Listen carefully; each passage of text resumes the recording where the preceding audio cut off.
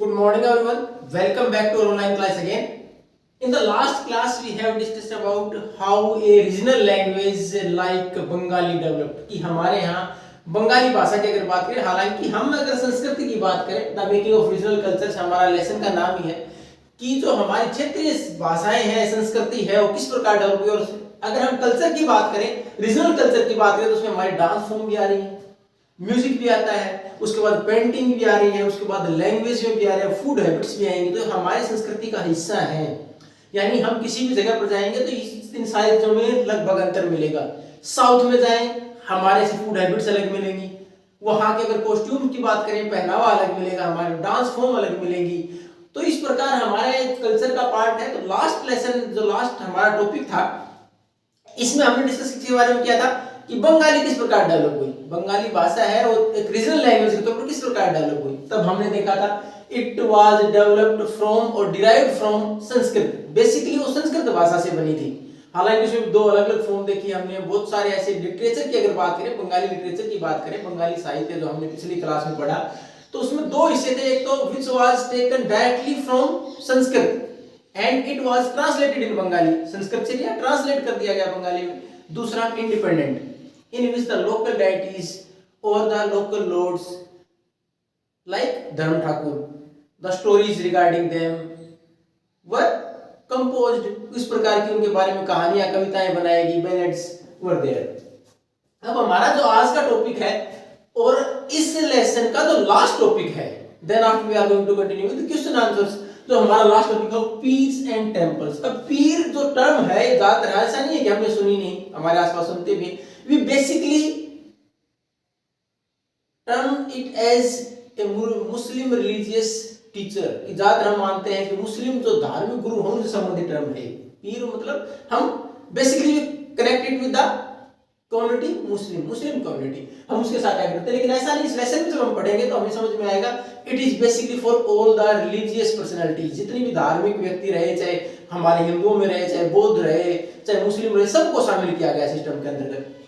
तो ये हम अगर इसकी बात करें तो किस प्रकार 16वीं सेंचुरी में जो वेस्टर्न बंगाल का हिस्सा था, वेस्ट बंगाल का हिस्सा था, वो as compare to the south east और द ईस्टर्न बंगाल, अगर ईस्ट बंगाल या साउथ ईस्ट बंगाल से कंपेयर करें तो ये थोड़ा सा कम फर्टाइल था। तो यहां से लोगों ने मूव करना शुरू कर दिया कि साइड साउथ ईस्ट बंगाल की तरफ, दक्षिण पूर्व जो बंगाल का हिस्सा था उसकी साइड 16वीं सेंचुरी में लोगों ने मूव करना शुरू कर दिया। Migration to move from one place to another, दूसरी जगह जाना।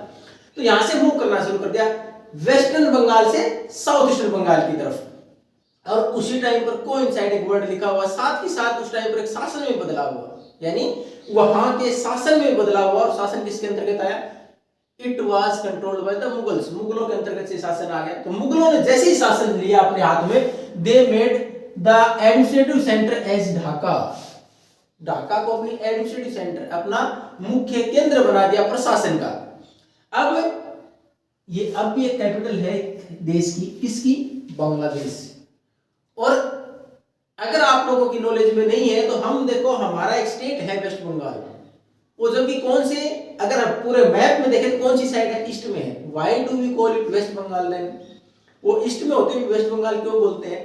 क्योंकि जब हमारे पास बंगाल प्रांत था आजादी से पहले, 1947 से पहले जो हमारे पास बंगाल प्रांत था, उसको दो हिस्सों में डिवाइड कर दिया गया। ईस्ट का जो बंगाल था वो बांग्लादेश है, ईस्ट का जो बंगाल था उसका बांग्लादेश बन गया, और वेस्ट का हमारे पास रह गया, इसलिए वेस्ट बंगाल है। ये बंगाल प्रांत था, उसका आधा हिस्सा हमारे पास रहा वेस्टर्न पार्ट, इसलिए वेस्ट बंगाल है। तो ढाका को कैपिटल बना दिया गया। अब उसके बाद जो भी ऑफिशियल्स थे, अधिकारी थे और फंक्शनरीज जो भी रखे गए मुगल प्रशासन के द्वारा, The land grants were given to them, उनको जमीनें दे दी गई। जमीन दी गई तो then they also made mosques, उन्होंने मस्जिदें बनानी शुरू कर दी उसके ऊपर। क्योंकि मुगल जो ज्यादातर हमारे पास ईरान, इराक, अफगानिस्तान, बेसिकली ईरान, उधर से आए थे। तो उधर से आए वो ज्यादातर देवर बेसिकली मुस्लिम थे। उन्होंने उसी प्रकार के फंक्शनरीज अपने यहाँ काम करने वाले लोग रखे, तो उन्होंने वहां अपनी मस्जिदें बनानी शुरू। It was the transformation of religion, एक बदलाव आया धर्म में। यानी basically we were Hindus from centuries, शताब्दियों तक हमारे यहाँ देखें तो हिंदू शासक रहे। उसके बाद जैसे ही शासन आया, सल्तनत काल आया, उसके बाद मुगल काल आया, तो हमारे यहाँ धीरे धीरे ट्रांसफॉर्मेशन ऑफ रिलीजन, धर्म में बदलाव आना शुरू हो गया। तो ये एक डोमिनेशन होना शुरू हो गया किसका, मुस्लिम रिलीजन का। इन्होंने मस्जिदें बनानी शुरू कर दी। उसके बाद वहां जब बदलाव हुआ, मुगल शासन आया, तो हम भी कहीं अचानक से थोड़ा सा बदलाव होता है तो प्रॉब्लम आती है। वहां इनस्टेबिलिटी, अस्थिरता बनी रहती है लोगों में। तो उस इनस्टेबिलिटी को, ऑर्डर, व्यवस्था को, ऑर्डर आदेश नहीं है यहाँ, व्यवस्था, शासन व्यवस्था, लॉ एंड ऑर्डर बोलते हैं ना, कि कानून और व्यवस्था, व्यवस्था बनाए रखने के लिए अब वहां जो न्यू सेटलर्स थे, अर्ली सेटलर्स, शुरुआत में जो लोग जाके वहां बसे, किस इलाके में, साउथ ईस्टर्न बंगाल में जो गए, वहां से माइग्रेट होके गए थे, तो नए गए थे वहां। तो इस जगह के ऊपर इस व्यवस्था बनाए रखने के लिए किसकी मदद लेनी पड़ी, कम्युनिटी लीडर्स, जो वहां के स्थानीय लोग थे, उनके जो नेता थे, उनकी मदद लेनी पड़ी। ये ज्यादातर कम्युनिटी लीडर्स कौन होते थे, ये पीर, ये रिलीजियस जो होते थे, उनके रिलीजियस पर्सनैलिटीज होते थे, धार्मिक। और हमारे भारत में हम धर्म से बहुत ज्यादा जुड़े होते हैं। हम देखते हैं जब हमारे चुनाव होते हैं तो vote polarisation is done on the basis of religion, धर्म के नाम पर तो वोटों का बंटवारा तक होता है। तो हम धर्म को महत्वपूर्ण मानते हैं। तो यहाँ भी लोगों ने जब ये माना कि व्यवस्था बनाए रखना जरूरी, तो व्यवस्था बनाए रखने के लिए उन्होंने किसकी मदद ली, जो धार्मिक व्यक्ति थे उनकी मदद ली, जिनका ही प्रभाव था धर्म के नाम पर उस व्यवस्था में। और मैंने पहले बताया पीर का मतलब केवल मुस्लिमों से नहीं था, religious personalities of all religion, किसी भी धर्म से हो, चाहे वो बौद्ध धर्म से थे, चाहे हिंदू धर्म से थे, चाहे वो मुस्लिम ही रहे हो।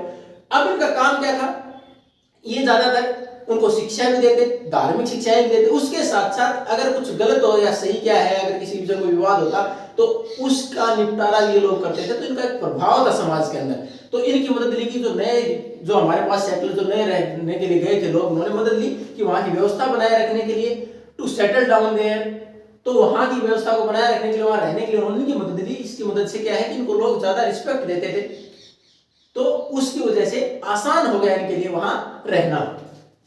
अब धीरे धीरे जैसे वहां रहने लगे तो हम क्या है कि भगवान के नाम पर अगर किसी काम को करते हैं तो हम उसको ज्यादा अच्छा मानते हैं, भगवान की ये मानते हैं कि it was sanctioned by the religion और it was sanctioned by the god. तो इसी प्रकार जो लोग पावरफुल होते चले गए, उन्होंने क्या करना शुरू कर दिया। अब पहले देखो जैसे वहां मुगल शासन की शुरुआत होती है, मस्जिदें बननी शुरू हो गई थी। अब जो बाकी कम्युनिटीज थी उन्होंने क्या किया, they start to build temples. जो भी थोड़े से पावरफुल हुए, जिनके पास थोड़ी सी पैसा आया, संपत्ति आई, या फिर थोड़े से ताकतवर बने समाज के अंदर, उन्होंने मंदिर बनाने शुरू कर दिए। और ये ज्यादातर कब, 19वीं सेंचुरी में। इन 16वीं सेंचुरी में ट्रांसफॉर्मेशन हुआ था किसका, मुस्लिम रिलीजन के तौर पर मोस्ट मस्जिदें बननी शुरू हो गई थी। और 19वीं शताब्दी से वापस मंदिर बनाने शुरू हो गए।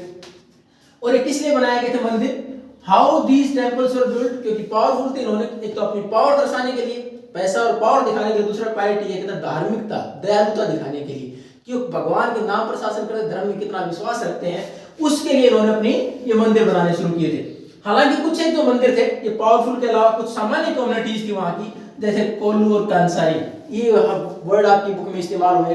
तो कोल्लू कौन, ऑयल प्रेस है, जो तेल निकालने का काम करते, जिनको बेसिकली हम तेली बोलते हैं, उन्होंने बनाया मंदिर। उसके अलावा Kansari who used to make the metal bells, जो मंदिरों के अंदर घंटियां बनती थी वो बनाने वाले थे, उन्होंने भी बनाए मंदिर। लेकिन ये मंदिर कैसे होते थे, झोपड़ियों में होते थे, देवर इन द हट, ज्यादातर झोपड़ियों के अंदर बनाए गए थे।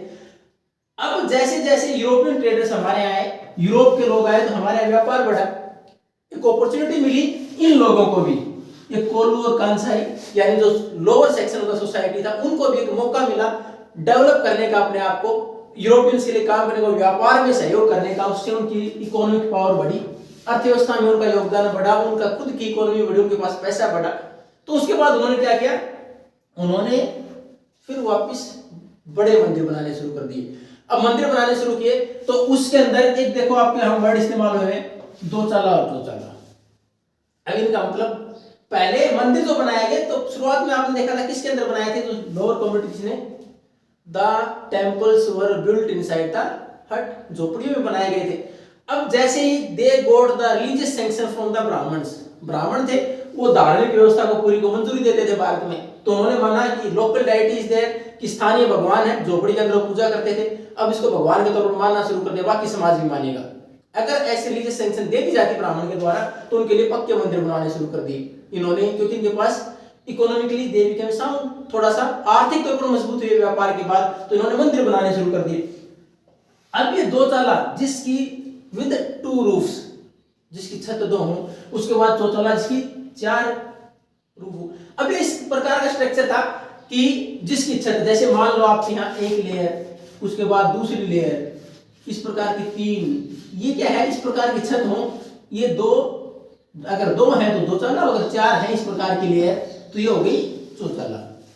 तो इस प्रकार वो मंदिरों के ऊपर का हिस्सा था। It was just like a dome, एक गुंबद की तरह। और ये बनाया कैसे जाता था, मंदिर के नीचे का हिस्सा होता था बेसिकली स्क्वायर होता था बिल्कुल,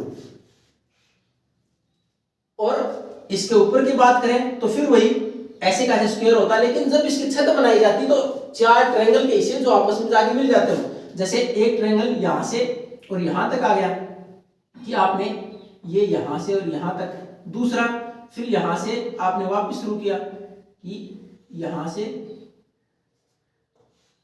यहां तक, तीसरा यहां से यहां तक।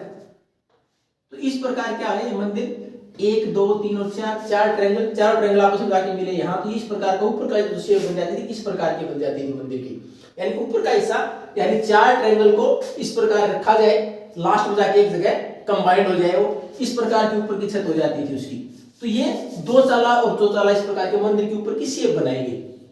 अब ये जो मंदिर बनवाया गया, इनमें इंटीरियर अंदर का हिस्सा होता था वो बिल्कुल प्लेन होता था, उसके अंदर कोई ज्यादा ड्राइंग वगैरह पेंटिंग वगैरह नहीं होती थी। लेकिन जो बाहर की दीवारें थी, दीज वर डेकोरेटिव, उनके अंदर सजावट की जाती थी, उनके ऊपर सजावट की जाती थी, अलग अलग डिजाइन बनाए जाते थे, सजावट की जाती थी मंदिरों में। अब ये तो था हमारे पास कि किस प्रकार हमारे मंदिर बनते चले गए, क्यों बनाए गए और पीर कौन थे। अब उसके बाद एक बदलाव हो जो हमारी संस्कृति का महत्वपूर्ण हिस्सा रहा, क्या था, फूड हैबिट्स, खाने की आदतें। और फूड हैबिट्स कैसे डेवलप होती हैं, according to the availability of food items, कि हमारे आसपास अवेलेबल क्या है। अब हम स्टेपल फूड, एक वर्ड आता है बेटा, स्टेपल फूड क्या है, स्टेपल फूड का मतलब जो जिस एरिया की डाइट में महत्वपूर्ण चीज हो खाने की। जैसे स्टेपल फूड की बात करें, staple food of the whole country, तो पूरे देश की स्टेपल फूड क्रॉप कौन सी है, राइस। भारत में सबसे ज्यादा किसका कंजप्शन होता है, राइस का, तो staple food crop of India rice. अब बात करें राजस्थान की, तो राजस्थान की बात करें, हमारे स्टेट की बात करें तो क्या हो जाएगी, हमारे स्टेट की बात करें तो wheat and bajra, basically wheat, और दूसरी फसल हमारे पास है staple crop, first wheat, second bajra. ज्यादातर खाने में इस्तेमाल कौन सी करते हैं, व्हीट प्रोडक्शन है, और दूसरा बाजरा जो हमारे पास खरीफ की फसल है, महत्वपूर्ण फसल है। तो ये क्योंकि हमारे पास अवेलेबिलिटी इनकी ज्यादा है, तो ये हमारी क्या बन गई, स्टेपल डाइट बन गई। जिसकी अवेलेबिलिटी ज्यादा होगी इस इलाके में, तो उसका मतलब हमारे खाने में चीजें शामिल होती चली जाएंगी। अब बंगाल की बात करें, it was a riverine plain, the word which is mentioned in your book, आपकी बुक में जो वर्ड लिखा हुआ रिवरिन प्लेन।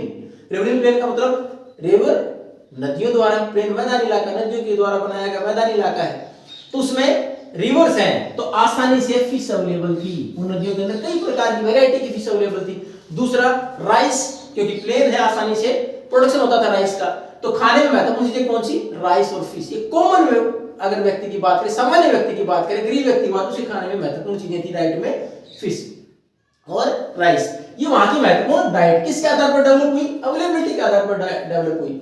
तो इसका वर्णन तो कि फिश कितनी महत्वपूर्ण थी, यहां तक कि जो मंदिर थे यहाँ, या फिर मोनेस्ट्रीज जो मठ थे बौद्ध धर्म के, उनके अंदर जो डेकोरेशन की गई है उसके अंदर भी जो टोकरियां बनाई गई, ए basket dressed with the fish, की फिश है उनको उसके अंदर सजा रखा है, बेचने के लिए ले जाते हैं। तो उस प्रकार की उन मंदिरों के ऊपर भी ब्लैक की वर्ड देखा, पट्टी का है पट्टी, तो इस प्रकार की जो पट्टियां लगा रखी सजावट करके, उसके अंदर भी फिश की कुछ पिक्चर्स बना रखी है।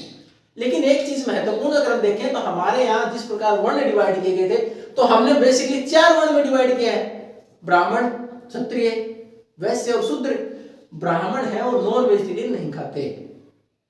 इट वाज कंसीडर्ड दैट ब्राह्मण do not eat non vegetarian food, वो नहीं खाते हैं। लेकिन यहाँ की अगर बात करें महत्वपूर्ण, यहाँ की बंगाल के अंदर क्योंकि महत्वपूर्ण डाइट का हिस्सा था ये, तो यहाँ इन लोगों को छूट दी गई, यानी कुछ विशेष प्रकार की वैरायटीज में, कई प्रकार की वैरायटीज होती थी फिश में, तो यहाँ की जो ब्राह्मण कम्युनिटी थी उसको इस चीज से छूट दी गई कि वो फिश खा सकते हैं। इसका वर्णन हमें कैसे पता चलता है इस प्रकार की छूट मिली, तो इसका वर्णन हमें कहाँ मिलता है, ये देखो 13वीं सेंचुरी में एक बृहधर्म पुराण, हमारा पुराण पढ़े हमने, उपनिषद, पुराण, वेद, तो उस बृहधर्म पुराण जो 13वीं सेंचुरी में लिखा गया, उसमें इस चीज का वर्णन है कि some specific type of fish can be eaten by the Brahmins, कुछ विशेष प्रकार की उसकी अलग स्पीशीज है, प्रजातियां हैं, फिश भी कई प्रकार की होती है, उसमें कुछ प्रजातियां ऐसी जिनको कि ब्राह्मण भी खा सकते हैं, क्योंकि बंगाल के खाने का महत्वपूर्ण हिस्सा था ये। तो ये था हमारा total lesson. If you have any doubt, then you can ask. Thank you and have a nice day. I will provide you the question answer in a PDF format.